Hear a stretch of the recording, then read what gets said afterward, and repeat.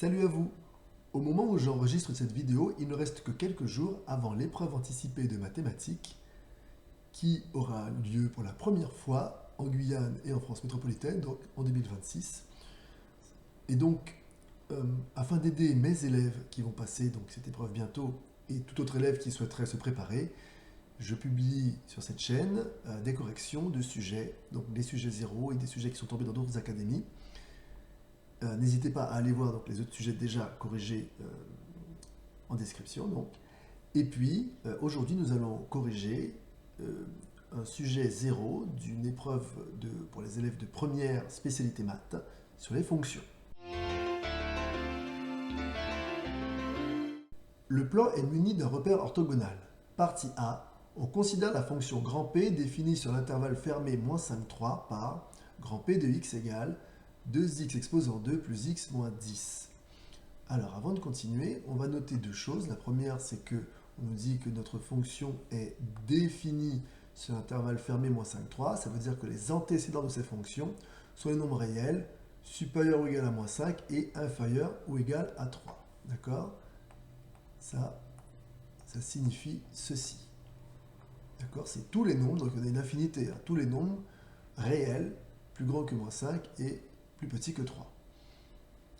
Ensuite, deuxième chose, l'image de x par la fonction p est donc 2 fois x exposant 2 plus x moins 10, qui est donc une expression qui représente un trinôme du second degré. Voilà.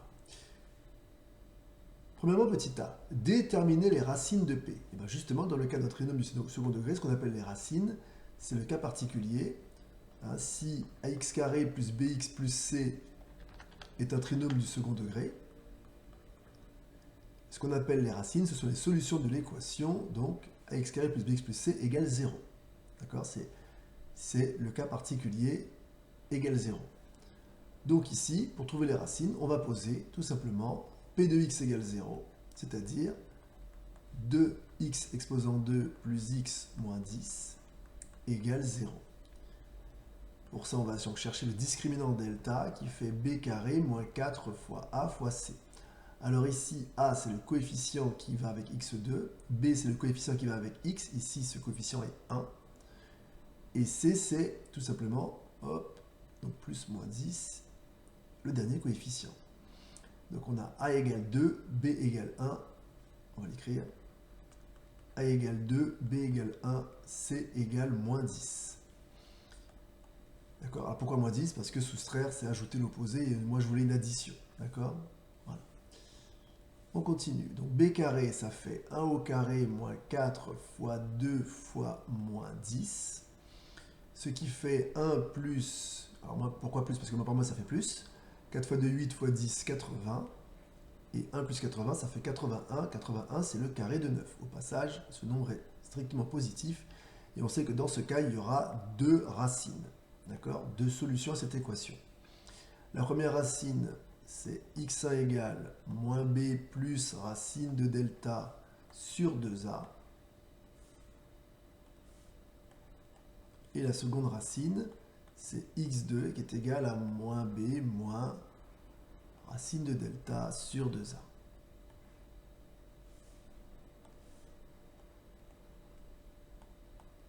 Ce qui va donner, donc b c'est 1, donc moins b ça fait moins 1. La racine carrée de delta c'est 9. A c'est 2, donc sur 2 fois 2. Moins 1 plus 9 ça fait 8. 8 c'est 2 fois 2 fois 2 sur 2 fois 2. On simplifie. Et donc ça fait 2. Lorsqu'on travaille sans calculatrice, hein, il faut apprendre à décomposer. Donc, moins 1 plus 9 fait 8, et 8, c'est 2 fois 2 fois 2. D'accord? On simplifie, et on a le résultat. Alors, j'en profite pour rappeler que nous, chez Sciences Po, la société existe depuis 2014, et nous avons toujours travaillé avec nos élèves sans calculatrice. Alors, moins 1, moins 9... C'est pour ça que cette réforme, nous faisons partie de ceux qui sont, très heureux de cette réforme. Et espérons qu'ils vont s'y tenir. Alors moins 1, moins 9, ça fait moins 10. J'espère que l'an prochain, les épreuves seront toujours sans calculatrice. Je trouve que les élèves font de plus gros progrès quand ils sont obligés de se servir de leur tête. Voilà. Donc j'ai encore simplifié. Donc moins 1, moins 9, ça fait moins 10. 10, c'est 2 fois 5. Donc moins 10, c'est 2 fois moins 5. On a simplifié par 2. Et il reste moins 5 demi. Voici mes racines. 2 et moins 5 demi.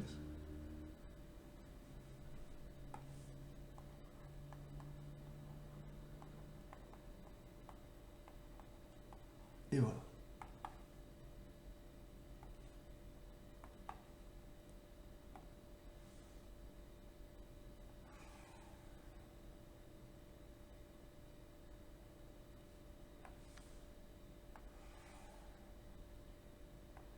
Au passage, on peut noter que mes deux racines sont bien entre moins 5 et 3. Je les remets ici. Parce que moins 5 demi, c'est moins 2,5. Et 2, voilà. On nous dit en déduire l'axe de symétrie de la parabole d'équation y égale p de x. Alors, ici, c'est très simple.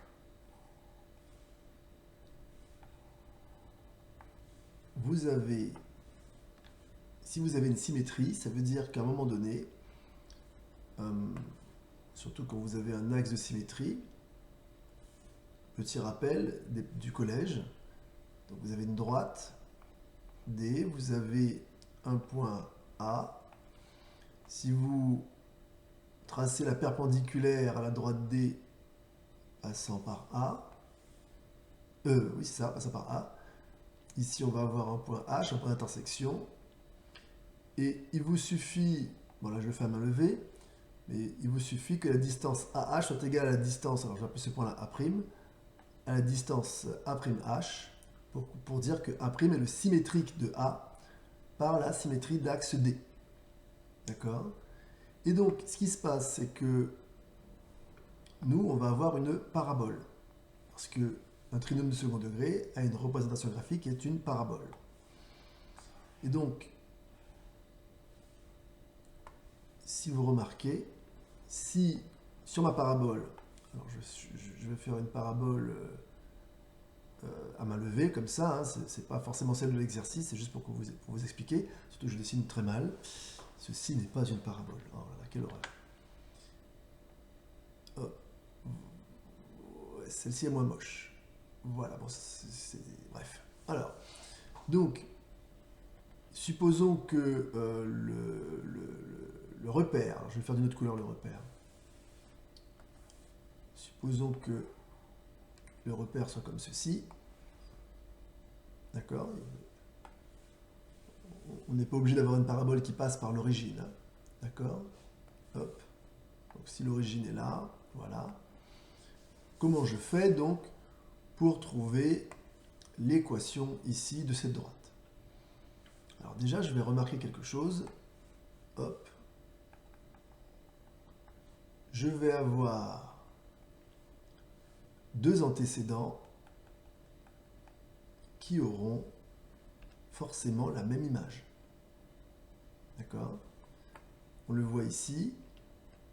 L'antécédent là, vu que c'est ici perpendiculaire, hein, vous voyez ici on a dit que c'est perpendiculaire, et on sait que là aussi c'est perpendiculaire. D'accord?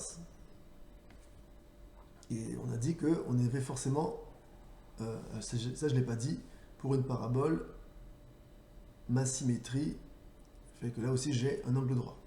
Ma symétrie, pardon. Ma parabole, pardon, ma courbe fait que mon axe de symétrie est perpendiculaire à l'axe des abscisses. Et donc ici, forcément, avec cette information, j'aurai deux antécédents. Donc un antécédent, on va l'appeler x1, alors non pas x1, on va l'appeler petit a, et un antécédent petit b, qui auront forcément la même image. Et vu que la distance, alors AH est la même que la distance A'H, ça veut dire que forcément, ici, là, j'aurai aussi, par rapport à ce point, alors ce point-là, je vais l'appeler petit c, ben, la distance là sera la même que la distance là. Et donc, hop, je peux dire que C est tout simplement le milieu ici. Voilà, si j'ai le point ici et là, donc sur la des abscisses, C c'est A, son abscisse, pardon, c'est A plus B sur 2. D'accord? Ça veut dire qu'ici, je peux prendre mes deux racines et faire donc moins 5 demi plus 2 sur 2. Ce qui va me donner moins 5, je mets au même dénominateur, plus 2 fois 2, 4 sur 2 sur 2, divisé par un nombre revient à multiplier par son inverse, ce qui me donne moins 1 demi fois 1 demi, ce qui fait moins 1 quart. Et voilà. Donc j'ai trouvé ici un point de l'axe de symétrie. Et j'aurais pu faire autrement. Là j'ai fait comme ça parce qu'on m'a dit d'en déduire. Bon. Donc là j'ai une certitude, c'est que vu que c'est un axe vertical, son équation sera de la forme x égale moins un quart, ou si vous voulez x plus un quart égale 0. D'accord? Son équation cartésienne sera de la forme x plus un quart, hein, équation cartésienne, égale 0. Voilà.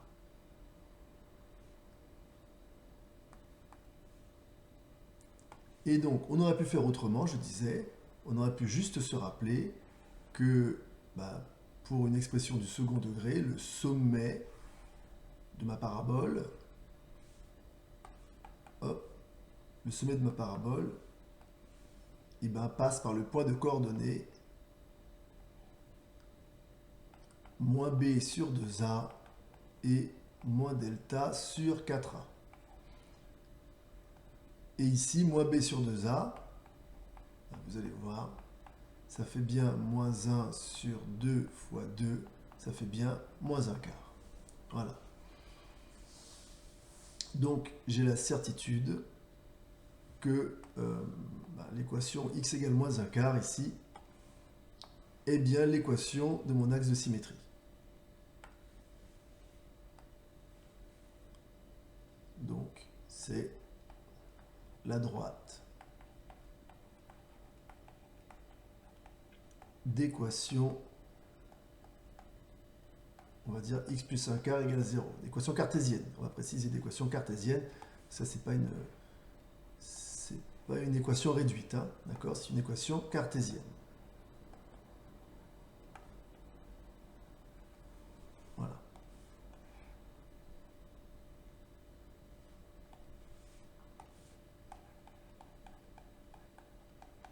Ok.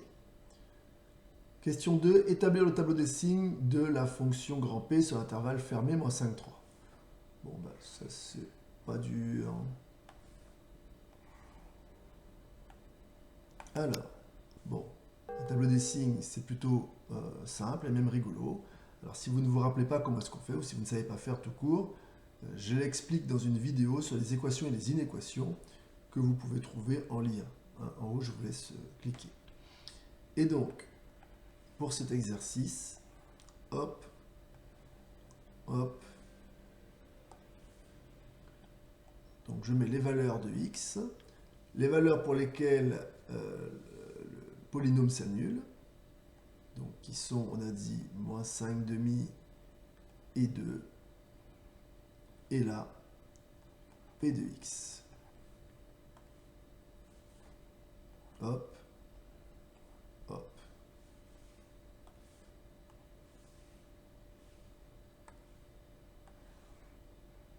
Et voilà. Ça s'annule ici et là.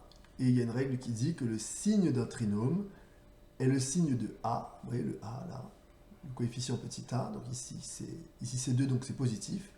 On dit à l'extérieur des racines. Donc mes racines sont moins 5,5 et 2. L'extérieur des racines, c'est ici et là. Donc ce sera plus et plus. Et on dit que c'est l'opposé du signe de A entre les racines. Donc ici, ce sera moins. Et voilà.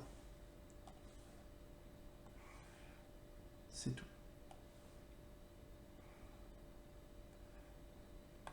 Partie B. On considère la fonction petit f définie et dérivable sur l'intervalle fermé moins 5, 3, dont on donne ci-dessous la courbe représentative grand C de f. La tangente grand T à la courbe C de f au point grand A d'abscisse 2 est horizontale. Alors si ma tangente est horizontale, c'est que son coefficient directeur est nul. Hein, d'accord, enfin, le coefficient directeur de l'équation est nul, l'équation réduite. Premièrement, donner la valeur du nombre dérivé f' de 2, et ben voilà, c'est ce qu'on nous demande, puisque le coefficient directeur, donc f' de 2, donc ça veut dire que c'est le coefficient directeur dans l'équation réduite de la tangente au point d'abscisse 2. Donc, ici, f' de 2 est forcément égal à 0, car la tangente est horizontale, tout simplement.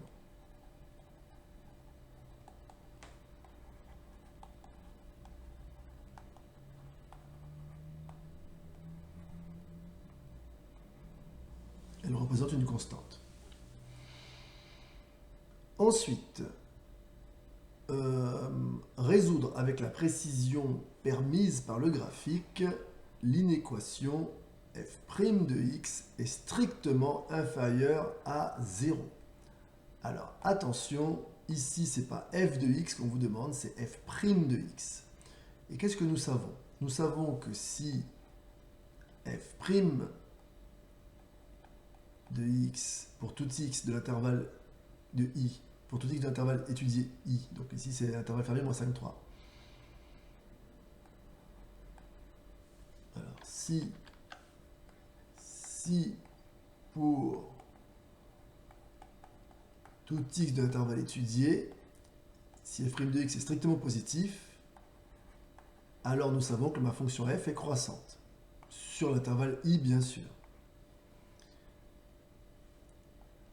Si au contraire f' de x est strictement négative, enfin strictement négative, c'est ça, négative, c'est bien ça, l'image de x, voilà, hop, alors f est strictement décroissante sur cet intervalle.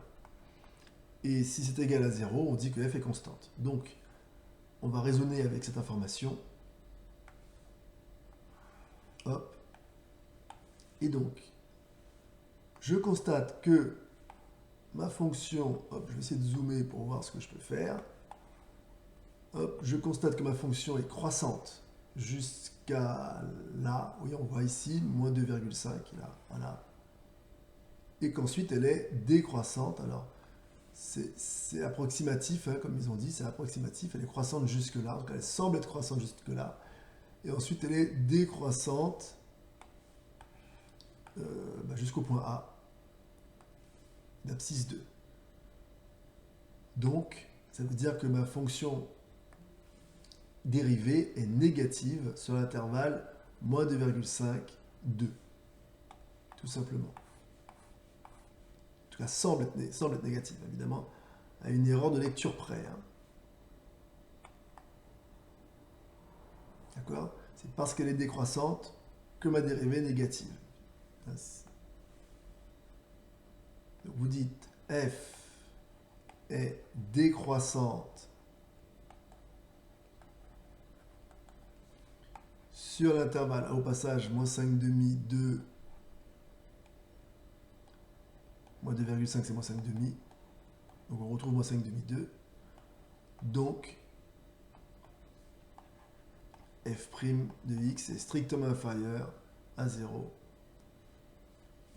Alors ce que je vais faire, c'est que je vais ouvrir parce que mettre fermé,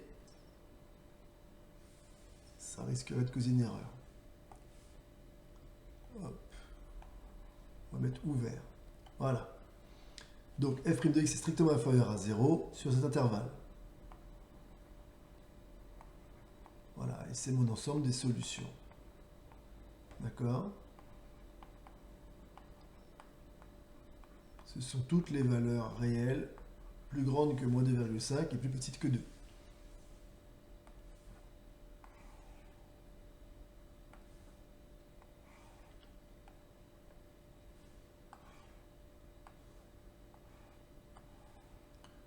On continue. Troisièmement, on sait que la fonction petit f a pour expression sur l'intervalle fermé moins 5, 3, f de x égale 4x exposant 2 moins 14x plus 8, le tout fois e exposant 0,5x. Démontrer que pour tout x appartenant à l'intervalle fermé moins 5, 3, on a f' de x égale p de x fois e exposant 0,5x. Et ben, il suffit de dériver f. Alors on y va. Donc, f de x est de la forme u fois v.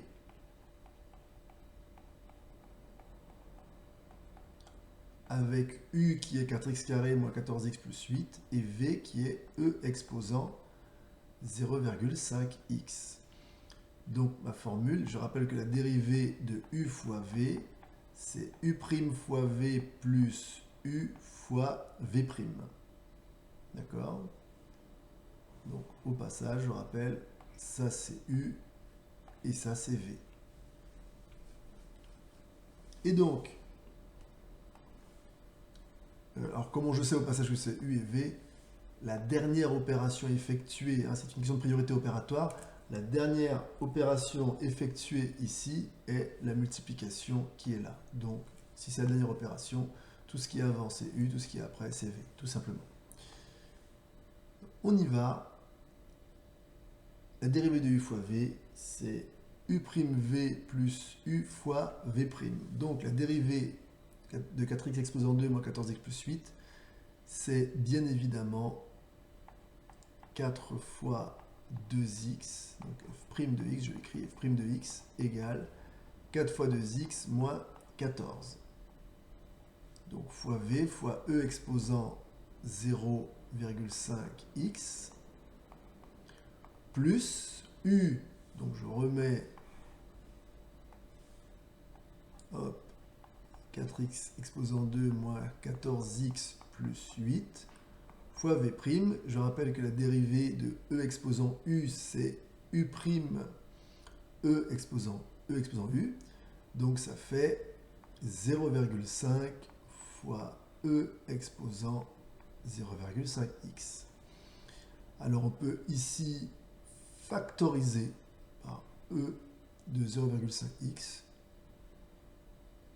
On va le faire, on ne va pas se gêner. Ça fait e de 0,5x facteur 2. Alors 4 fois 2x, ça fait 8x moins 14 plus, alors ici, je vais distribuer le 0,5. 4 fois 0,5, ça fait 2. Ensuite, 14 fois 0,5, ça fait 7. Et 8 fois 0,5, ça fait 4. Et voilà, j'ai distribué le 0,5. Ce qui me donne E de 0,5x fois, alors, 2x2. 8x moins 7x, ça fait plus x. Et moins 14 plus 4, ça fait moins 10. Et 2x2 plus x moins 10, on vérifie. Oui, c'est bien grand P de x. Ça fonctionne. Donc on a E de 0,5x fois grand P de x. On va le mettre dans l'ordre. La multiplication étant commutative, je peux écrire grand P de x, E de 0,5x. Et voilà. C'est tout.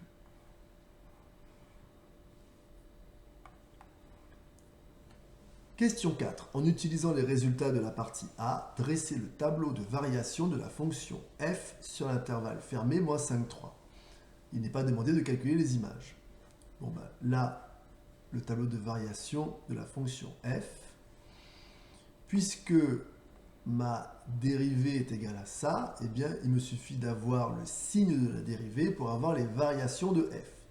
N'oubliez pas ça, c'est le signe de la dérivée qui me donne les variations de f. Donc, je vais faire un tableau des signes de ma dérivée. Donc, sur l'intervalle moins 5, 3. Au passage, je sais que ma dérivée s'annule avec les racines que j'ai, c'est-à-dire, j'ai même déjà, regardez ici, je rappelle, j'avais même déjà fait un tableau des signes dans une question précédente, c'est celui-là que je recopie tout simplement. Mes racines sont moins 5 demi et 2, et le signe de P de X est plus, moins, plus, donc j'ai qu'à recopier ça en fait, tout simplement. Hop, on va recopier tel quel. Donc, hop, moins 5 demi, 2, donc là, P de X, hop, voilà, et voilà, ça s'annule ici et là, donc plus, moins, plus. Et puis j'ai mon second facteur qui est E exposant 0,5x, qui lui ne donne jamais 0 et n'est jamais négatif. Il est toujours positif. Donc, en toute logique, hop, et hop, ma dérivée, donc f' de x, qui est le résultat de la multiplication, plus par plus va faire plus, ça va s'annuler là, moins par plus va faire, moins par plus va faire moins, excusez-moi, moins, et ça va s'annuler en 2, et plus par plus va faire plus. Et une fois que j'ai ça, je peux en déduire directement mon tableau de variation.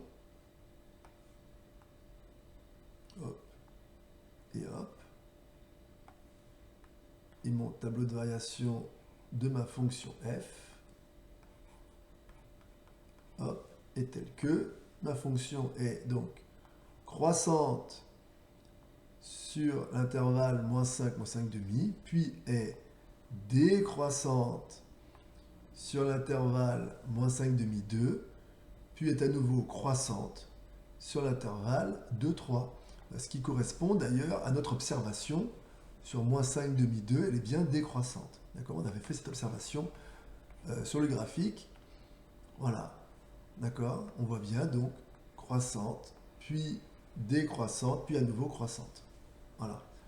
Ce qui confirme qu'on a bien travaillé. Donc là, on nous a demandé de ne pas calculer les images, donc on ne va pas le faire. Mais sinon, en temps normal, on aurait calculé l'image de moins 5, l'image de moins 5 demi et l'image de 2, l'image de 3. Alors attention, parfois les élèves se trompent. Je vois des élèves qui me calculent les images avec f'. Attention, c'est pas avec f' pour calculer les images, c'est avec f. D'accord ? Donc il aurait fallu remplacer x par chacune de ces valeurs pour calculer les images. Mais là, c'est pas demandé. Donc voilà, nous avons terminé cet exercice, donc c'est l'exercice 2 sur les fonctions du sujet 0. Alors je ne sais plus si c'est le premier ou le deuxième sujet 0. Donc si ça vous a plu, pensez donc à nous le faire savoir en nous mettant un pouce vers le haut. Si vous pensez que ça peut aider quelqu'un d'autre, partagez la vidéo. Et si vous voulez être au courant des vidéos qui vont sortir, pensez à vous abonner. Je vous dis à bientôt. Bye bye.